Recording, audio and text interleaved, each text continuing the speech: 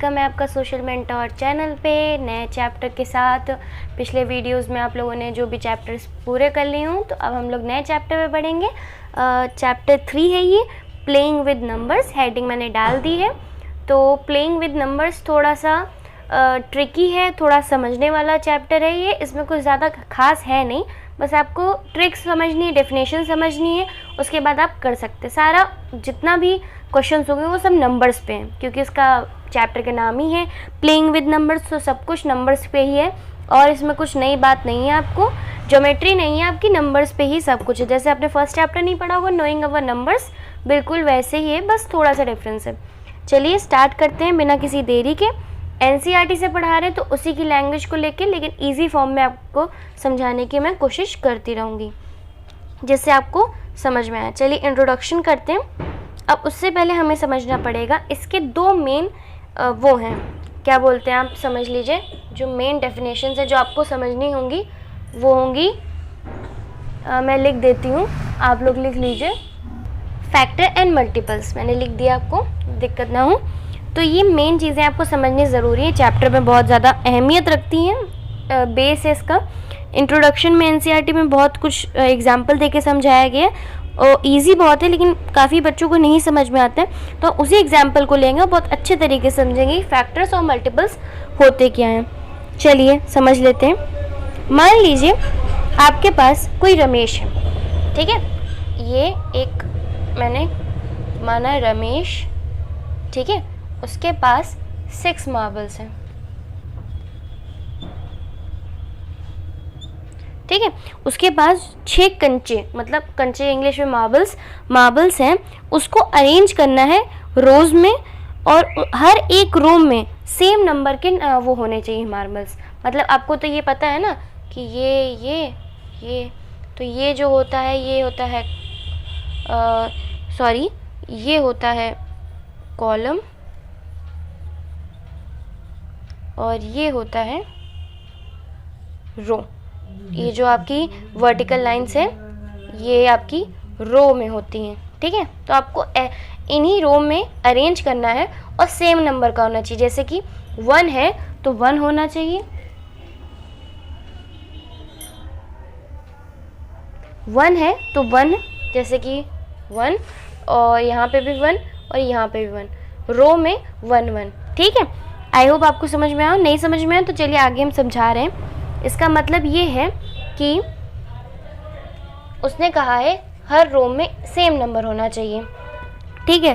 तो कहा कितने 6 मार्बल्स है, हमें 6 मार्बल्स अरेंज करने हैं। तो हम किस तरीके से कर सकते हैं, 1 2 3 4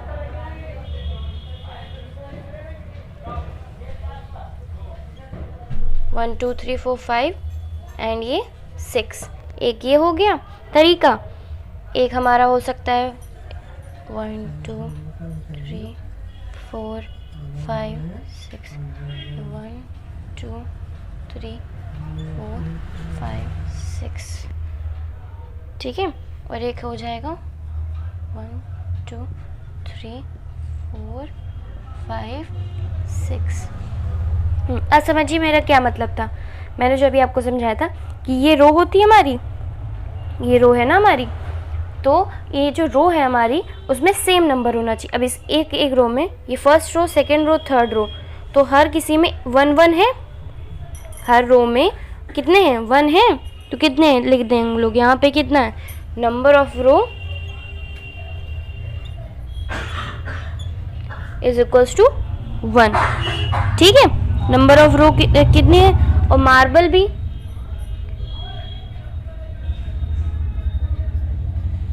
1 है, ईच मार्बल, ठीक है, ईच मार्बल 1 है, नंबर ऑफ रो भी 1 है, तो कितना होगा total number of marble, total number of marble row हमारी हो, ईच मार्बल हमारे 6 हैं, 6 मार्बल्स को ही अरेंज करना था, सॉरी, मार्बल हमारे 6 होंगे और जो रो है वो हमारी 1 है, ठीक है। एक रो में 6 मार्बल्स हमने अरेंज करे सेम नंबर के, तो ठीक है, तो हम लोग इसको क्या लिखेंगे 1 × 6 दैट इज़ 6। तो आई होप आपको ये एक चीज़ समझ में आई होगी। यही सेम चीज़ यहाँ पे देखते हैं, नंबर ऑफ रो कितनी है 2 है, यहाँ पे नंबर ऑफ रो कितनी है 1 2, ठीक है। और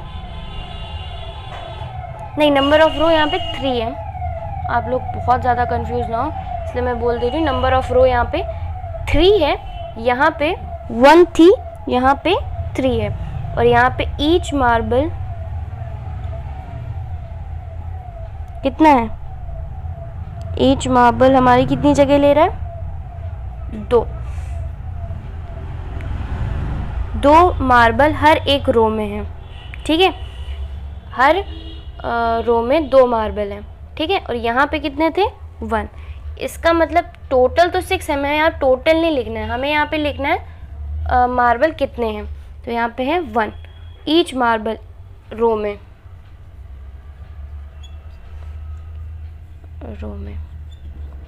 आप इन भी लगा सकते हैं, in each marble in row 2, each marble in row 1, हर एक रो में 1 मार्बल, और यहाँ पे हर एक रो में 2 मार्बल है 1 2 3 4 5 6, ठीक है। और नंबर ऑफ रो कितनी है 3 1 2 3, तो टोटल कितना बना यहाँ पे 3 × 2 दैट इज़ 6। तो ये पहला पार्ट हम लोग का हो गया, तो मैं क्लियरली ऐसे कर दूँ, ठीक है। अब तीसरा समझते हैं, यहाँ पे हमारा होगा, और ऐसे ही इसमें हम लोग देखेंगे। अब यहाँ पे आपको कंफ्यूजन नहीं होना चाहिए, 2 बार में मैंने, पता है मैं खुद कंफ्यूज हो गई कि आप लोग को किस तरीके से समझाऊँ, बस थोड़ा टिपिकल है पर आपको समझना होगा। इसमें नंबर ऑफ रो कितनी है 1 2 2 है, ठीक। ईच मार्बल इन रो कितना है 3, तो इसको हम लोग क्या करेंगे 2 × 3 6, ठीक है। 3 चीज़ें हो गई, लास्ट 4th, इसमें नंबर ऑफ रो कितनी है, नंबर ऑफ रो कितनी है 1, यहाँ पे नंबर ऑफ रो 1 है, ठीक है, यहाँ पे नंबर ऑफ रो हमारी 1 है, यहाँ पे हमारी नंबर ऑफ रो 6 थी। यहीं पे हम लोग मिस्टेक कर रहे थे, मैं और हम दोनों लोग यहीं पे मिस्टेक कर रहे थे। यहाँ पे नंबर ऑफ रो 6 थी, यहाँ पे नंबर ऑफ रो 3, यहाँ पे नंबर ऑफ रो 2, और यहाँ पे नंबर ऑफ रो 1 है हमारी। नंबर ऑफ रो 1 हो गई, और नंबर ऑफ रो 1 होने के बाद हमारा जो ईच मार्बल है, each marble in row is कितना है हमारा 6। तो ये कितना हो गया 6 × 1 दैट इज 6, ठीक है। तो अब हम लोग फिर से समझ लेते हैं, मैंने क्या बताया आपको, कंफ्यूजन ना आपको। इसका मतलब ये था, पहले उसने रमेश ने क्या कहा, रमेश को 6 मार्बल मिले, उसको अरेंज करना है रोज़ में कि हर एक रो में सेम नंबर हो, ना ज़्यादा ना कम। तो उसने सबसे पहले 6 मार्बल को 6 रो बनाई, 1 2 3 4 5 6, हर एक रो में 1 मार्बल है 1 1 1 1 1, तो each marble in row 1, number of row 6, फिर टोटल नंबर ऑफ मार्बल कितने हो गए 6 × 1 6, क्लियर। सेकंड, नंबर ऑफ रो इसमें कितनी है 3, इसने इस बार नंबर ऑफ रो कितनी बनाई 3, ईच मार्बल इन रो 2, पहले उसने हर एक रो में 1 मार्बल रखा, अब उसने हर एक रो में 2 मार्बल रखे, तो रो कितनी रह गई 3 रह गई। यहाँ से एक एक उठा के कर दिया तो नंबर ऑफ रो कम हो जाएंगी हमारी, तो ये हमारे नंबर ऑफ रो कितनी हुई 1 2 3, और मार्बल कितने हर एक रो में 2, तो कितना हुआ टोटल मार्बल 3 × 2 6, ठीक है। अब तीसरा एग्जाम्पल, इसमें नंबर ऑफ रो कितनी हुई 2 1 2, तो ईच मार्बल इन रो 3, अब इसने क्या किया हर एक रो में 3 मार्बल रख दिए 1 2 3 1 2 3, और रो कितनी होगी हमारी 2, तो ये हो गया हमारा 2 × 3 6, चौथा है हमारा नंबर ऑफ रो। अब इसने क्या किया, पहले तो 6 बनाई सबसे मैक्सिमम, अब सबसे कम रो इसने बनाई, नंबर ऑफ रो 1 ही रख दिए उसने, मतलब एक ही रो में 6 नंबर रख दिए उसने, 6 मार्बल रख दिए, हर एक में each marble in row is 6, एक ही है तो एक में 6 मार्बल्स हो गए हमारे, तो ये क्या बन गया 6 × 1 इज 6। सो अब आपको समझ में आ गया होगा मैंने क्या बताया। आप ये सोच रहे होंगे इतना सब बताया, इसमें फैक्टर्स और मल्टीपल्स की बात भी नहीं आई और हम लोग को इतना समझना भी पड़ा, तो इसका मैं आगे समझाती हूँ, तब तक आप इसे नोट कर लीजिए तो हम आगे बढ़ें अपना। तो चलिए अब आपने इतना सब समझ लिया, अब इसका मतलब क्या। अब रमेश ने एक चीज़ देखी, इतना सब उसने पढ़ा तो उसने एक चीज़ देखी कि 6 को हम लोग 6 को जो प्रोडक्ट है वो 2 नंबर से बनता है। 6 जो है, ये जो 6 आ रहा है हमारा, ये 2 नंबर के प्रोडक्ट से आ रहा है, ठीक है। इसको मल्टीप्लाई करेंगे तो 2 नंबर से हमारा ये 6 बनेगा, तो ये डिफरेंट वेज से बन सकता है। अब जैसे कि 6 को हम लोग लिख सकते हैं 1 × 6, अभी आपने पढ़ा। 6 को हम लोग लिख सकते हैं 2 × 3, 6 को हम लोग लिख सकते हैं 3 × 2, और 6 को लिख सकते हैं हम लोग 6 × 1। ये हमने 4 तरीके से हम इसको लिख सकते हैं, ठीक है। तो इससे हम लोग ये नहीं कह सकते कि जो ये 6 है, ये 1 है, ये 2 है, ये 3 है, ये इसके एग्जैक्ट डिविजिबल हैं, एग्जैक्टली डिवाइड करते हैं 6 को। मतलब जो ये 6 है, 1 हो गया, 6 हो गया, 2 हो गया, 3 हो गया, ये क्या करते हैं, ये एग्जैक्ट डिवाइड करते हैं। किसको डिवाइड करते हैं, 6 को। मतलब अगर 2 को देखें, 3 को देखें, तो वो 6 को एग्जैक्ट डिवाइड करते हैं। जैसे कि एग्जांपल में आप देखेंगे कि मैंने 6 को डिवाइड किया 3 से, 2 जा 6 चला गया, एग्जैक्ट गया ना 2 टाइम्स में, ना कोई पॉइंट ना कोई फ्रैक्शन, ठीक है। ये एग्जैक्ट नंबर, होल नंबर, मतलब पूरा नंबर आ रहा है हमारा, तो इसका मतलब है ये सारे नंबर 6 को एग्जैक्ट डिवाइड करते हैं, ठीक है। इतनी बात आपको समझ में आ गई, इसे नोट कर लीजिए, ये जो थोड़ी सी इम्पॉर्टेंट है, इसी से आपको आगे समझ में आएगा। तो हमें ये पता चल गया कि ये भी एग्जैक्ट डिविजिबल है, मतलब एग्जैक्ट डिवाइड करते हैं, ये हमें पता चल गया इससे। तो आगे हम इनको क्या बोलेंगे, अब इसको हम लोग बोलेंगे फैक्टर्स।